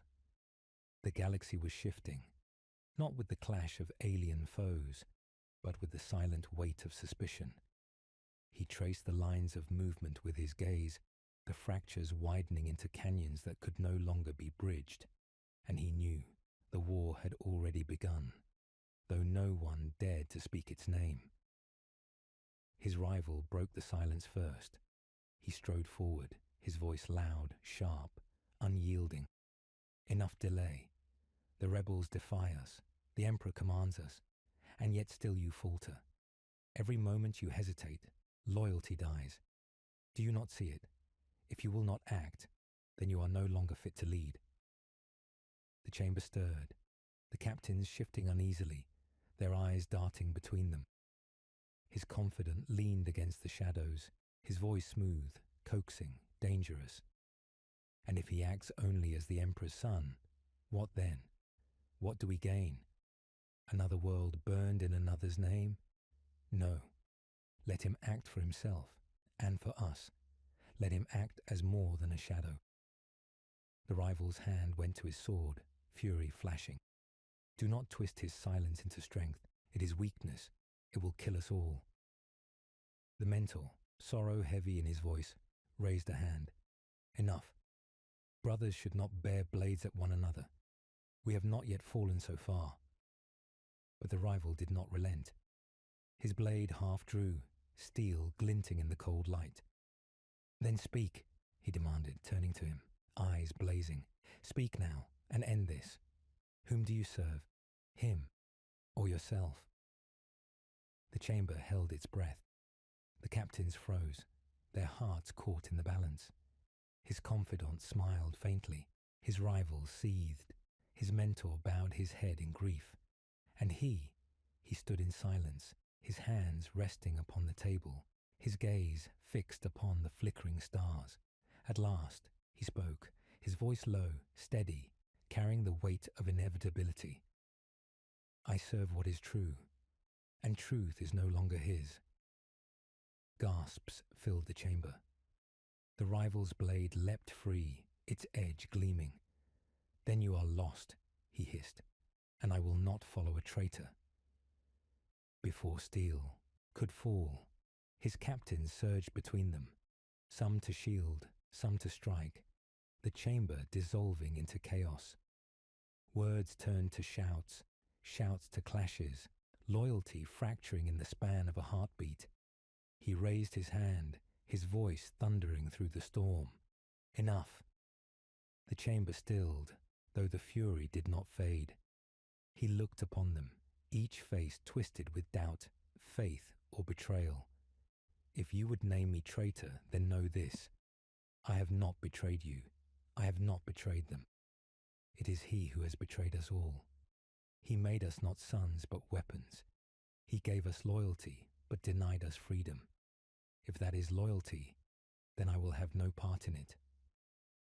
The confidant stepped forward, his voice like a knife cloaked in velvet. At last, you speak it. At last you see. And they will follow you, for they already have. Their faith is yours, not his. Name it now, and the galaxy is ours. The rival trembled with rage, his blade still raised. This is madness, he spat. This is treachery. You will damn us all. The mentor spoke softly, his voice breaking with grief. Then it is begun. The bonds are broken, and nothing will mend them. No order was given, yet the choice was already made. The rival stormed from the chamber, his followers in tow, their footsteps like thunder fading down the corridors. His confidant lingered, his smile faint, his words soft. You have taken the first step. There is no turning back. He stood alone long after they were gone, the hololithic stars flickering before him. His reflection stared back from the glass, a face both familiar and foreign, a face crowned not with obedience, but with doubt and fire. He whispered into the silence, "What have I done?" That night, the dreams came again, but sharper, clearer. He stood upon a plain of fire, the sky torn by lightning, the ground littered with the bodies of brothers. In the distance, the golden throne shone, but its light was fading, crumbling into dust. And in its place rose another vision. Himself, wreathed in shadow, banners torn yet raised, the cries of legions thundering his name. He woke with the taste of ash upon his tongue, his breath ragged, his heart unsteady. The next day, he walked among his men. Their eyes shone with devotion, their chants rose with fire, but the words were different now. No longer did they cry the emperor's name. It was his alone they spoke, their voices louder than ever before. He looked upon them, and for the first time, he did not silence them. For the first time, he let their faith stand unchallenged. His rival's followers gathered in secret, their whispers sharp, their eyes wary. His mentor withdrew into silence, his sorrow heavy, his faith unshaken but powerless. His confidant grew bolder, his counsel sharper, urging him to seize what was already his. And he walked the edge of a blade torn between the chains of his father and the freedom of shadow. At dawn, the decision came, not in words, but in fire. At a distant world, once loyal, had declared for terror. His rival demanded they strike in the emperor's name. His confidant urged they claim it for themselves. His captains looked to him, their faith a storm that would obey whatever he spoke. He raised his hand, the silence heavy. "We march," he said, "but not for him, for us." The chamber erupted, some in triumph, others in horror. The rival stormed away, his vow of defiance echoing through the halls. The confidant bowed low, his smile sharp as steel, and the legion cheered, their voices thunderous, their faith sealed. He stood upon the dais, his face calm, his heart heavy, his soul burning. He whispered into the silence, words meant for no ear but his own. So it begins. And outside the stars watched, cold and unyielding, as the first true step into betrayal was taken. The world burned beneath their banners, but it was not the enemy's defiance that set it aflame. It was their own division. Brothers who had once sworn loyalty unto death now stood opposed, not openly, but with hesitation that poisoned every strike. Orders clashed, reinforcements failed to arrive, messages went unanswered. On the surface, steel rang and fire roared, but in the silence between, betrayal began to whisper. He led the charge through the shattered gates of the city, his blade carving a path through resistance that would once have been beneath his notice. His legion followed without question, their chants thunderous, their faith in him unbroken. Yet behind them shadows trailed, other legions who had once marched beside him, now halting, now withholding. He could feel their doubt like a knife at his back. They were not his enemies, not yet, but their loyalty no longer flowed to the same source. When the city fell, he stood atop its broken walls, his armor drenched in blood and ash. His men raised their banners, their voices crying his name, their devotion a storm that shook the ruins. He looked down upon them and felt the fire within grow heavier. They were his. No decree from terror, no word from the emperor himself could change that now.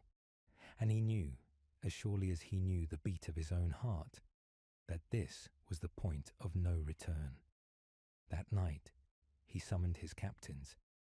They gathered in the great hall, their armor still scarred from battle, their faces lit by the glow of burning pyres outside. The rival stood apart, his eyes blazing with fury, his silence louder than any accusation. The confidant leaned forward, his voice smooth as silk, his words meant for all. You see it now. The men do not follow him. They follow you. They do not march for terror. They march for you. You can deny it no longer. The rival's voice cut across the chamber like a blade. This is treason, and you cloak it in honeyed words. He is still our father's son. He will not betray him. The confidant's smile sharpened. Then let him say it. Let him name it before us all. Whom do you serve? The hall stilled. Dozens of eyes turned to him, hearts beating in unison, breaths held. His mentor's gaze was heavy with sorrow, pleading silently for him to choose loyalty. The rival's hand gripped his blade, ready to strike at the first word of betrayal, and the confidant waited with patient triumph, knowing that silence could no longer shield him. He rose slowly, his shadow stretching long across the chamber, his voice steady, though his soul trembled. I have served him all my life. I have bled for him, killed for him, conquered for him. I was his son, his weapon, his will made flesh. But I see now what that means. I was never free. I was never loved. I was only used, and I will be used no longer. Gasps rose, some of devotion, some of horror. The rival stepped forward, his blade raised high. Then you are no longer my brother. You are a traitor. Before steel could fall, his men surged, their own blades raised, their loyalty to him absolute. The hall erupted in chaos, voices clashing, devotion and fury colliding. The mentor shouted for peace, his voice breaking, but it was drowned in the storm. He raised his hand, and the chamber fell still, though hatred still burned in every eye. His gaze fixed on his rival, his voice calm, final. If you would name me traitor, then strike me now. End me, and end them with me. But know this, if your blade falls, it will not silence me. It will only prove that brotherhood is already dead. The rival's hand trembled, his blade hovering between oath and execution. At last, with a cry of rage, he lowered it, his voice a snarl. You damn us all, and when the day comes, I will be the one to end you. The confidant's voice slid into the silence, smooth, triumphant.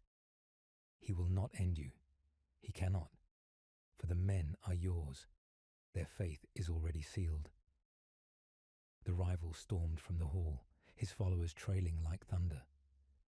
The mentor lingered, his eyes filled with sorrow. You have chosen, he whispered, his voice breaking, and the galaxy will break with you. Then he, too, departed, leaving only silence and shadows. Alone with his confidant, he turned to the viewport. The stars glimmered cold, indifferent, eternal. He pressed his hand against the glass, his reflection staring back, his face marked not with pride, but with inevitability. It is begun, he whispered. The confidant stepped closer, his voice low, intimate. It has only just begun. You have spoken the truth at last. Now speak it to the galaxy. Let them know you are no longer his. Let them know you are yours. That night, he did not sleep. The whispers returned, louder now, no longer faint suggestions, but thunderous promises. They showed him visions of worlds bowing not to terror, but to him. Legions kneeling in his name, his brothers lying broken at his feet. They promised freedom, power, destiny unchained. He tried to resist, but the more he resisted, the stronger the vision became. When dawn came, he stood upon the command deck, his men arrayed before him. Their chants rose like thunder, their faith a fire that could not be extinguished. He looked upon them, and for the first time, he did not hide his truth. He raised his hand, and silence fell. His voice carried across the ranks, steady, commanding, irrevocable. I was his son, I was his weapon, but I am not his anymore.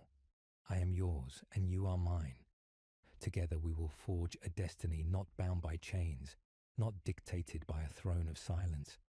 Together we will be free. The roar that followed shook the halls, a storm of devotion that drowned all doubt. Their voices thundered his name, their banners raised not for the emperor, but for him. The choice was made, not in silence but in fire. He stood among them, his face calm, his heart heavy, his soul ablaze. He whispered into the storm, words meant for no ear but his own. Brotherhood is broken. The war has begun. And above them, the stars burned cold, watching as the first true cry of rebellion echoed into eternity. The fleet moved like a blade drawn from its sheath, silent yet lethal, cutting through the void toward the next world. Its prows bore no imperial sigils now. The banners had been stripped or repainted, colours muted, symbols changed. Where once they had proclaimed the emperor's light, now they were bare, as if awaiting a new emblem to be carved by fire. The transformation had begun in whispers, then oaths, then open cheers. Now it was written into the steel of their hulls and the chants of their warriors. He had not ordered it. He had not needed to. He stood upon the command dais, the hum of engines beneath his boots, like the pulse of some vast living thing. His captains assembled before him, no longer evenly divided, but leaning unmistakably toward him. Some still wore the old sigils on their armour. Others had etched them away, but all looked to him, their eyes alight with expectation. His rival was absent from this gathering, his absence a wound and a warning. His mentor sat silent at the edge of the chamber, his face carved with sorrow, as though each moment aged him by years. The confidant stood near, his smile thin, his voice a whisper in the shadows. It is time, the confidant murmured. You have spoken the truth to them. They have chosen. All that remains is the act that seals it. He did not look at him. His gaze remained fixed on the hololithic display, the world before them glowing faintly, its cities unaware of what approached. He whispered more to himself than to any other, and once sealed, there is no undoing. No, the confidant said softly. There is no undoing, but there is freedom. The council began, captains speaking of strategy, of enemy defences, of supply lines and orbital bombardment. He listened but heard none of it. The decision before him was not tactical, it was absolute. This strike would not be another victory claimed in the Emperor's name. It would be the first openly claimed in his own. It would be the moment when hesitation died. When the voices fell silent, he rose. The chamber stilled. His shadow stretched across the table, long and dark. This world has declared for terror, he said, his voice steady, every word deliberate. They call us traitors. They call us broken. If we strike in his name, we prove nothing. If we strike in ours, we prove everything. The captains looked to one another, their expressions a mix of fervour and fear. The mentor closed his eyes, his head bowing. The confidant smiled faintly, his eyes gleaming like a blade. Then speak it, the confidant whispered. He drew breath, feeling the weight of centuries, of oaths sworn and broken, of blood spilled in another's name. When he spoke, his voice carried through the hall like thunder. We strike, not for him, not for terror, for ourselves, for our future, for freedom. A roar rose, part cheer, part cry of defiance, echoing off the steel walls. Some captains saluted with fervour, their eyes burning with newfound purpose. Others hesitated, their faces pale, their silence heavy. The mentor lifted his gaze to him, grief etched deep, and spoke softly but clearly.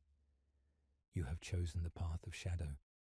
You may win the galaxy, but you will lose your soul. He met his eyes, his voice low. Perhaps my soul was never mine to keep. The council dissolved into motion, orders carried out, fleets aligned. Outside, engines flared to life, weapons systems activated, banners unfurled. The change was no longer hidden. The galaxy would see it now, and there would be no retreat. When the battle began, it was swift and merciless. The planet's defences were strong but unprepared for the ferocity of his strike. His legion descended from the skies like a storm, their banners stripped of the old colours, their war cries no longer bearing the Emperor's name. They carved through resistance with disciplined fury, not as servants, but as a force unto themselves. He led them at the forefront, his blade a burning arc, his voice echoing across the comms, no longer masked in loyalty, but raw with command. On the surface, the defenders fought with desperation, invoking the Emperor as they fell, their cries ringing hollow against the thunder of his warriors. Buildings crumbled, skies burned, oceans boiled, and through it all, he felt the shift complete. The men no longer looked to terror for meaning, they looked to him. He was no longer the Emperor's son. He was their master, their cause, their future. In the heart of the city, amidst the ruins of a once great temple, he found his rival. The man had descended without orders, his armour scorched, his face twisted with fury and grief. Around him, a handful of loyalists stood their ground, banners of terror raised high even as fire fell around them. You've done it, the rival spat, his voice breaking. You've cast off every oath, every bond. You've made them yours. This isn't freedom. This is madness. He stepped forward slowly, his blade lowered, but his presence a storm. I did not make them mine. He lost them. He lost them when he made us weapons, not sons. You speak like a prophet, the rival said, lifting his blade. But you are only a traitor. He looked at him, his voice soft, almost sorrowful. Then strike me now, and end it. The rival trembled, his blade wavering, but the loyalists around him raised their weapons. His men surged forward, surrounding them. The air was thick with the scent of ash and blood, the roar of flames, the whispers of destiny. He raised his hand. "Stand down," he commanded. His men halted, though their fury burned. He took another step toward his rival, their eyes locked. "I do not wish to kill you, even now, but you force me." The rival's eyes blazed. "No," he said, his voice breaking. "You forced yourself." And with that, he struck. Steel met steel in a clash that rang louder than the battle around them. Sparks flew, the air thick with heat and fury. They fought not as brothers, but as shadows of what they had been. Each strike a memory, each parry a wound. Around them, the battle paused, men watching in silence as the two figures collided like gods fallen to earth. He fought with precision, his blade an extension of his will, his movements born not of rage, but of inevitability. The rival fought with desperation, every strike a plea, every blow a curse.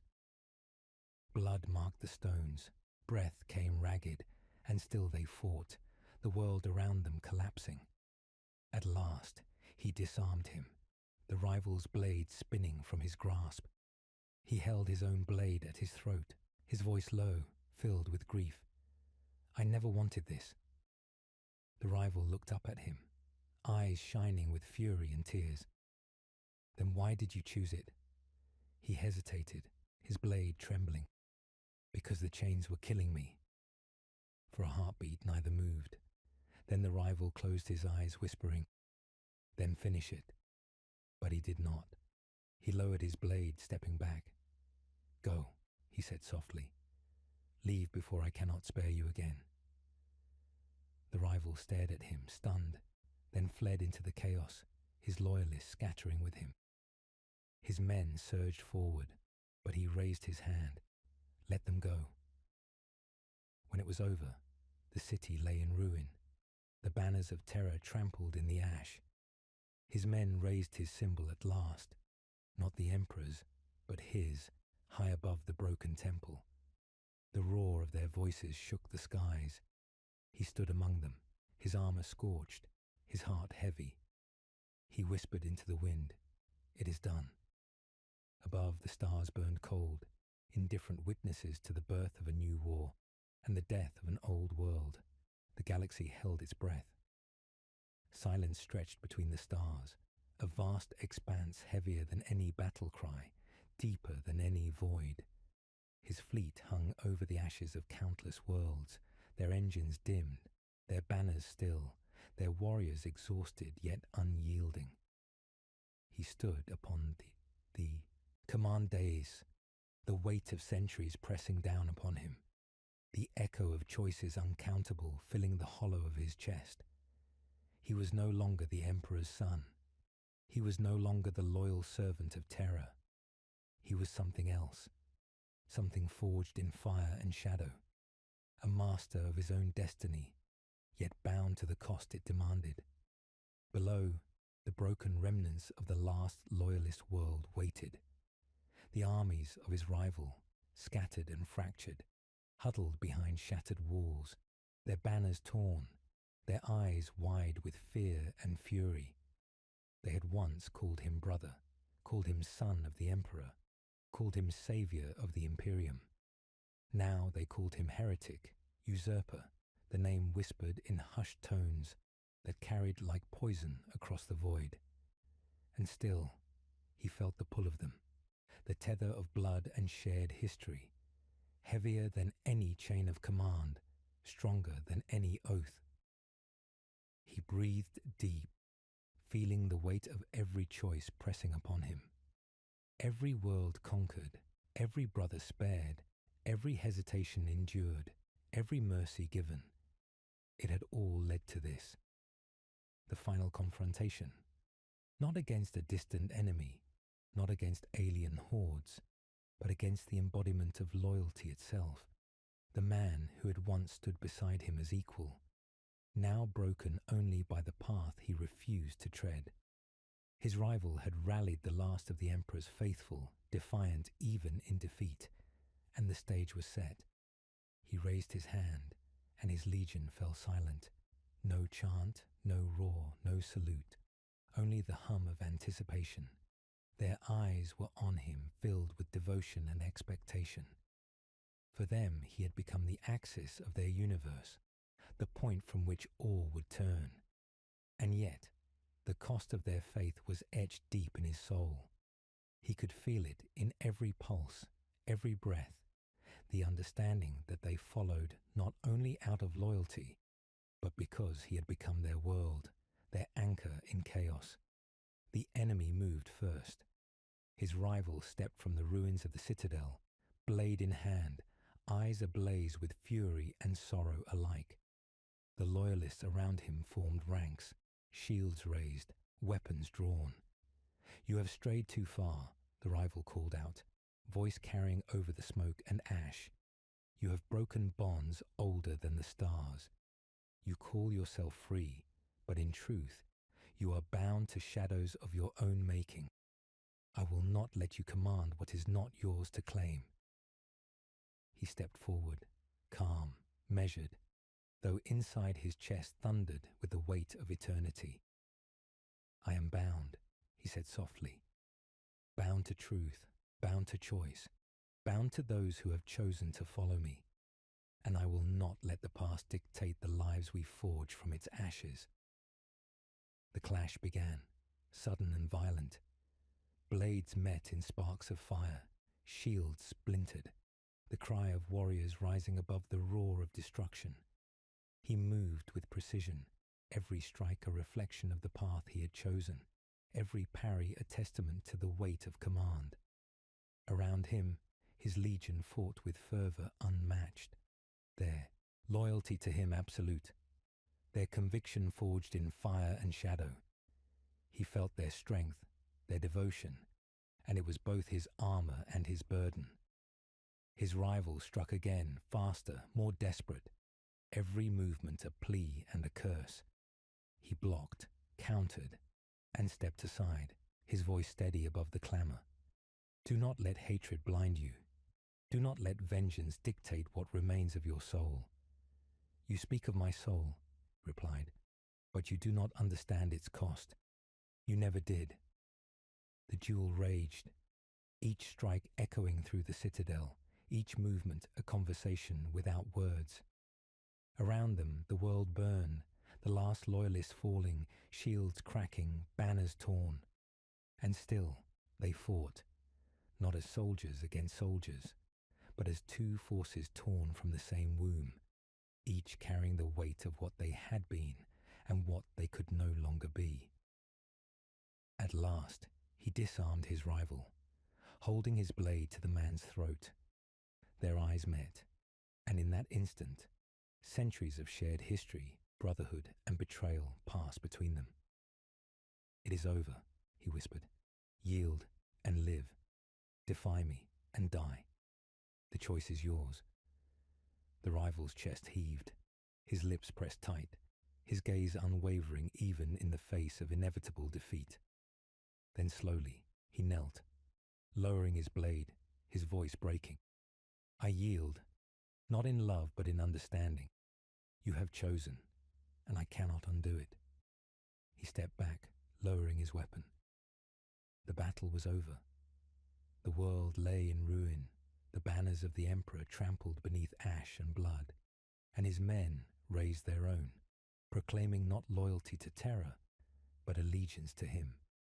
He looked upon them, and the weight of their devotion fell upon him like a storm, both triumphant and unbearable. He turned to the stars, cold and indifferent, and whispered, "It is done." The galaxy would never be the same. Empires had fallen, brothers had divided, and the chains of obedience had been shattered in fire and choice. He walked through the ruins, past the bodies of those who had once called him brother, past the shattered walls and smouldering towers, and finally came to the edge of the battlefield. His gaze swept the horizon, where the sky met fire, and in that moment he understood the cost. He had won, yes, but the price was etched deep into his soul. He was no longer son, nor servant, nor hero. He was alone, absolute and eternal, carrying the weight of freedom upon shoulders too human to bear it without agony. The stars above whispered promises and threats alike, their light cold and unwavering. He pressed a hand to the glass of the command deck, feeling the pulse of the void, the echo of countless worlds, the silent gaze of eternity. "I have chosen," he whispered, "and yet, what have I lost?" The confidant appeared silent, his presence both comfort and reminder. "Everything," he said simply, "and everything you ever needed. Do you feel it? The weight of what it means to be truly free?" He closed his eyes, letting the wind from the shattered world whip at his face, the ash stinging his skin. "I do," he said. "I feel it, and I carry it." Above, the stars burned indifferent, eternal witnesses to the death of one era and the birth of another. Below, his men raised their banners high, their voices triumphant, unwavering, loyal not to any throne, not to any god, but to him alone. He turned from the edge of the world, stepping into the silence of his command chamber.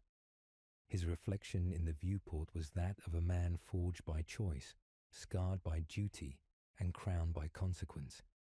He whispered one final time, to no ear but his own, "The chains are broken, the era ends, and I remain." The galaxy would remember, and yet he would carry the cost alone. The victories were absolute, the betrayal complete, and the price eternal. He looked to the stars, and in their cold light, he found no answer, only the weight of what he had become, the silence of the universe, and the endless path that lay ahead.